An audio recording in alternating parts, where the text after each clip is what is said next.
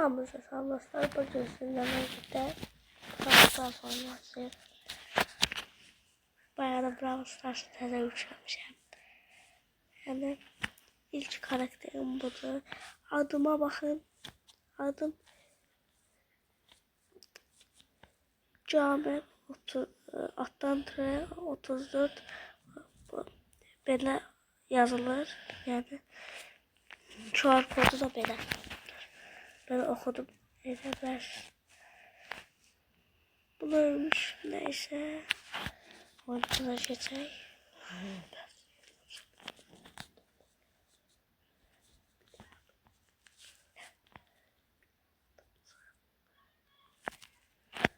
Oha ne çatı. Dersen taze başlayanlar için çatın verdi. Başlayanlar için çatın verdi.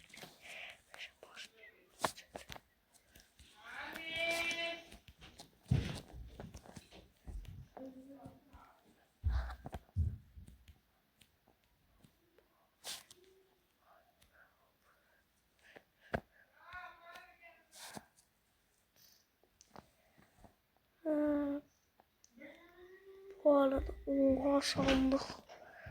Sandık var hemen açak. Açak. Burada bir kitap.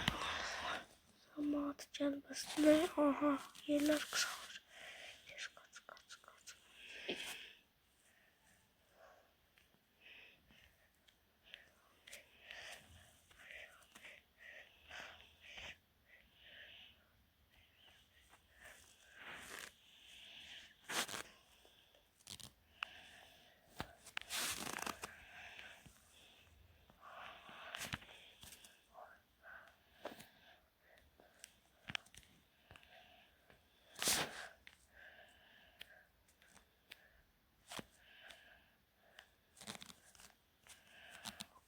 Oyun bitti. Yes. 13 kupa aldık.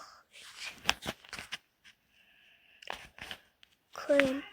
Gönlük ödül verdi. Bu şeyin devamını gelmesi istəyirsinizsə bu videoya 3 like gözləyirəm sizdən. 3 like.